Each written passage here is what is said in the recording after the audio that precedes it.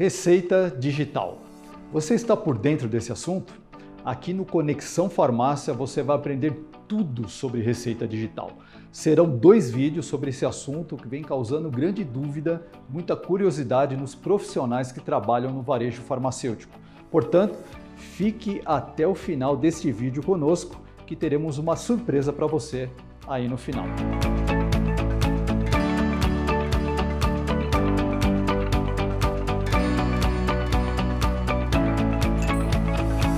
E antes de mais nada, peço que você se inscreva aqui no canal da Apsen, ative o sininho para que você receba a notificação deste nosso segundo vídeo e já deixe o seu like. Tenho certeza que você vai gostar muito aqui do conteúdo que foi elaborado com bastante carinho para você e também compartilhe esse vídeo com os seus colegas. Bem, para iniciar o nosso bate-papo, nós temos a presença de um convidado super especial, que é o Jauri Siqueira Júnior, farmacêutico, consultor e professor, e já quero iniciar fazendo a primeira pergunta aqui para o Jauri. Jauri, uma dúvida muito comum.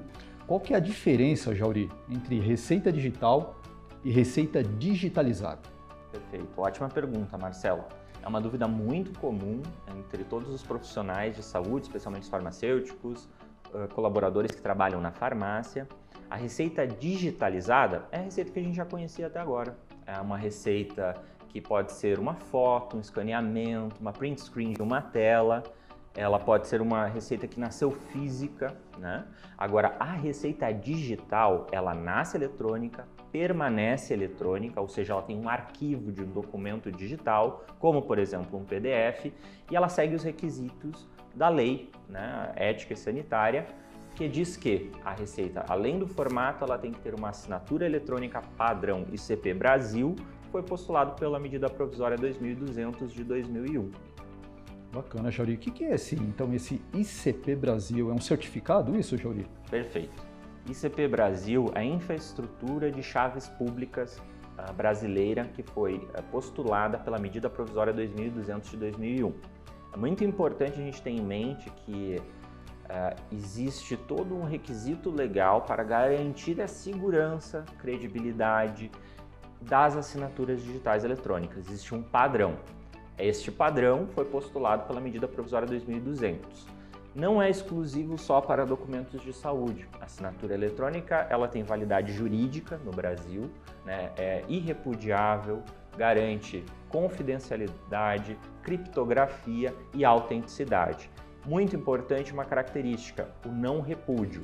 Não repúdio é você não poder contestar quem assinou e por que assinou aquele documento. Diferente da assinatura à mão, a rúbrica à mão, né? Que antes, para garantir esses requisitos, precisava ser, por exemplo, né, signatada ou autorizada dentro de um cartório para ganhar essa validade jurídica. A assinatura digital eletrônica, dentro dos documentos de saúde, não necessita essa certificação. Bacana, interessante, Jauri. Então, certificado digital é uma coisa, assinatura digital é outra, é isso? Perfeito.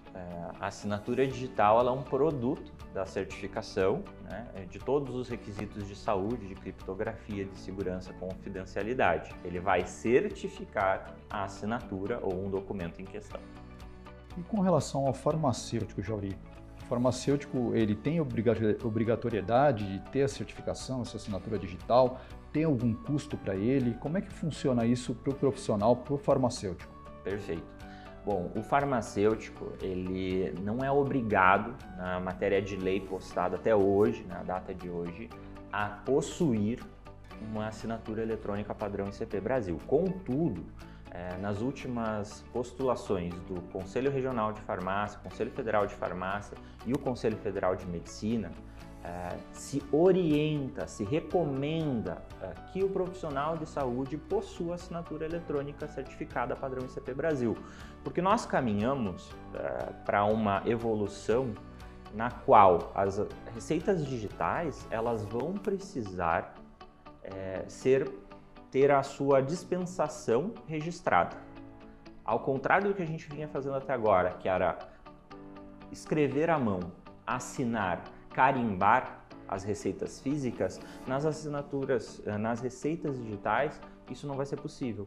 Só vai ser possível a gente conseguir assinar digitalmente, caso o farmacêutico tenha assinatura eletrônica também. Lembramos que por muito tempo exigimos de todos os profissionais de saúde que seguissem um padrão, né? Que fosse algo legível, que fosse algo incontestável. O farmacêutico tem que dar exemplo nesse momento. Então, é recomendado sim que o farmacêutico tenha essa assinatura. Existe um custo, né? Existem 17 autoridades certificadas pelo ICP Brasil para fornecer essa assinatura eletrônica certificada. O custo varia muito, né? De R$70 a R$100 em média, por um ano de assinatura certificada, mas a gente lembra que isso garante uma economia também. A assinatura eletrônica, ela pode ser utilizada tanto nos documentos de saúde, lembramos que o farmacêutico também pode prescrever, mas ele pode assinar uma série de documentos com validade jurídica com assinatura eletrônica. Bacana, Jair, interessante essa informação. Então, o farmacêutico ele pode utilizar essa assinatura digital não só para o registro de dispensação de medicamento, ele pode usar para outras coisas também, é isso? Perfeito. Ele pode utilizar para diversas outras coisas, para assinar um contrato, por exemplo, de aluguel, assinar qualquer outro tipo de documento, sem a necessidade, em alguns casos, de certificação ou de validação da assinatura em um cartório. Então, é um custo simbólico. Lembro que o Conselho Federal de Farmácia, os Conselhos Regionais de Farmácia estão lutando para diminuir esse custo, apropriá-lo de maneira diferente, mas a assinatura ela tem um custo e ela é pessoal e intransferível. Nunca se assina um documento de saúde com uma assinatura jurídica, sempre de uma pessoa física, e no caso, uma pessoa física é um profissional de saúde habilitado. Bacana, interessante, Jauri. E no caso, Jauri, a pessoa chegou na farmácia, ela está com uma foto, ou um print screen, ou ela imprimiu uma receita, enfim.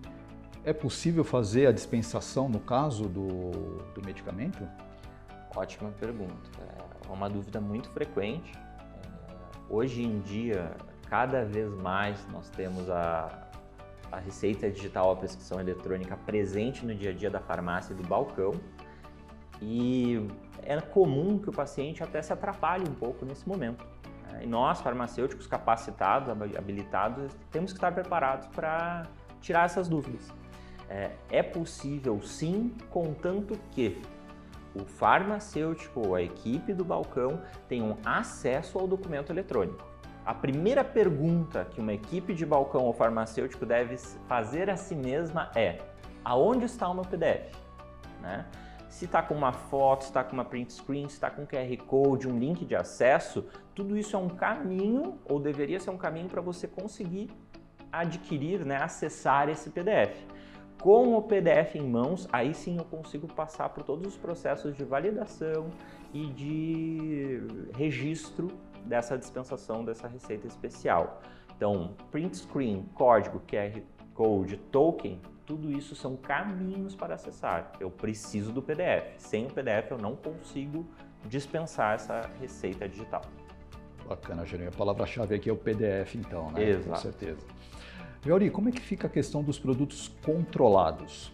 Os controlados, eles podem entrar nesse mesmo modelo? Podem ser vendidos através de uma receita digital? Perfeito. Hoje, até hoje, as receitas digitais elas prescrevem uma parte de todos os medicamentos. Então, você pode prescrever ou dispensar medicamentos controlados com exceções. Então, quais são os controlados que se pode dispensar? Os medicamentos que requeiram receita C1, C5, todos os medicamentos antimicrobianos e os adendos dos medicamentos das listas A, A1, A2, B1 e B2. Ou seja, não se pode prescrever medicamento controlado que requeira uma notificação específica, ou traduzindo de maneira popular, as receitas coloridas não podem ser prescritas e dispensadas em receita digital. Bacana, Jair. Então, para detalhar mais, então não são todos os controlados. Nós Perfeito. temos algumas exceções aí no caso. Se você puder repetir, por favor, só temos as exceções, Exato. o que não pode ser prescrito numa receita digital. Perfeito. O que não pode ser prescrito numa receita digital de maneira bem simples são os medicamentos de controle especial que tenham notificação específica, ou seja, que sejam as receitas popularmente conhecidas como coloridas, as receitas A e as B. Bacana, já ouvi. Além dos retinoides de uso sistêmico e talidomida. Legal, Jauri. Jauri, nós temos uma RDC nova que estendeu temporariamente aumentar a quantidade, né, na venda de alguns produtos. Isso se aplica também com a receita digital? Perfeito. Perfeita pergunta. Nós temos hoje no Brasil uma legislação que, em virtude da pandemia do coronavírus, estendeu o prazo de validade e a quantidade de medicamento que pode ser dispensada em uma só receita, né? Seja ela digital ou não. Ela se aplica, sim, às receitas, né, digitais, as quais podem ser prescritas de medicamentos controlados. Agora, antimicrobianos, por exemplo, eles são uma exceção, né? Eles não estão listados nessa lista de extensão de quantidade que pode ser aumentada na prescrição e dispensação. Bacana. Jauri, o que é necessário hoje, então, para o farmacêutico poder dispensar através da receita digital? O que é necessário para o farmacêutico hoje? Perfeito. O farmacêutico e a equipe de farmácia, primeiro de tudo, eles vão ter que ter acesso à internet. Não existe como se dispensar uma receita eletrônica sem acesso à internet. Eles vão precisar ter uma impressora, porque na maioria dos casos, principalmente dos controlados, vai precisar sim, ser impressa essa receita digital. Ele também vai precisar de acesso à internet sem filtros ou barreiras, né? Ou seja, ele vai precisar acessar alguns sites, como por exemplo os sites das plataformas digitais, quando for a questão, né? Se ela for provinda de uma plataforma digital de receita digital ou prescrição eletrônica, e também aos sites validadores, que hoje no Brasil nós temos dois, né? O verificador.iti.gov.br ou o validador.iti.gov.br. Bacana.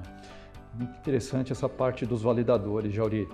Queria só, essa é uma dúvida bastante comum, né? A gente ouve muitas pessoas com dificuldade, então você comentou que são dois, né? Qual que é a principal diferença entre os dois? E existe mais algum fora esses ou se baseia nesses dois mesmo? Bom, existem sim dois sites verificadores e validadores das receitas digitais, né? Esse passo de validação é um passo muito importante na dispensação das receitas digitais. O primeiro site que eu mencionei é o verificador.iti.gov.br.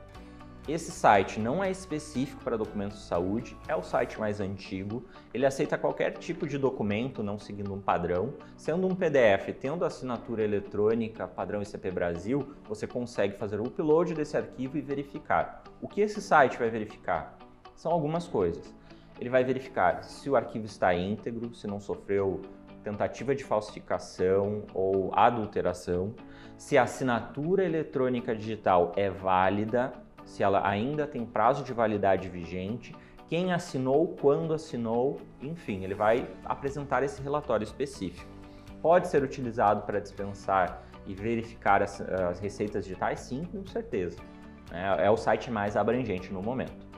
Em virtude da pandemia do coronavírus, o CFF, que é o Conselho Federal de Farmácia, e o Conselho Federal de Medicina se juntaram ao ITI num esforço conjunto para criar uma plataforma de verificação e validação específica para documentos de saúde, que tem características específicas, requisitos específicos. Cada receita, cada prescrição, ela segue padrões. Ou seja, se criou um portal específico para esses documentos. Nesse segundo portal, que é o assinaturadigital.iti.gov.br ou validador.iti.gov.br, você vai poder verificar e validar os documentos de saúde, as prescrições em um modelo específico fornecido por essa plataforma. E além disso, além de verificar se o arquivo está íntegro, que o outro portal fazia, ele vai validar a assinatura eletrônica que o outro portal fazia, mas ele transcende. Ele vai até o database do Conselho Federal de Medicina, por enquanto, e do Conselho Federal de Farmácia e verifica se aquela pessoa que assinou é um profissional habilitado. Se ele realmente é um médico ou um farmacêutico, se ele possui habilitação vigente para poder prescrever. Então ele dá uma segurança a mais e faz uma validação a mais. Todas as prescrições, né, independente da plataforma que seja, que são várias, elas necessariamente precisam passar num desses dois validadores. É isso mesmo? É isso mesmo, Marcelo. A validação, ela independe da origem. Se um prescritor usar um PDF dele, de cunho próprio dele, assinar digitalmente, se ele utilizar uma plataforma X ou Y, isso não exime a farmácia e o farmacêutico na ponta, né, de realizar essa validação. A validação, ela é necessária, ela é muito importante e nenhuma plataforma, privada ou não, ela exime o passo de verificação e validação. É um passo essencial e deve ser realizado. Excelente, Jauri. É um assunto bastante abrangente esse de receita digital, né, Jauri? Então, com base nisso, nós teremos 2 vídeos sobre esse assunto e é muito importante que você deixe aí abaixo nos comentários as suas principais dúvidas, que nesse segundo vídeo nós vamos abordar tudo que vocês nos trouxerem de questionamentos. E lembrando que aqui no link abaixo nós temos o nosso e-book completo, foi elaborado pela Apsen junto com o Dr. Jauri, está bastante completo, né? Um presente para você que nos acompanhou até o final aqui desse vídeo. Bem, e nos vemos aqui daqui 15 dias, né, Jauri? Com nossa segunda parte, nosso segundo episódio sobre receita digital. Grande abraço!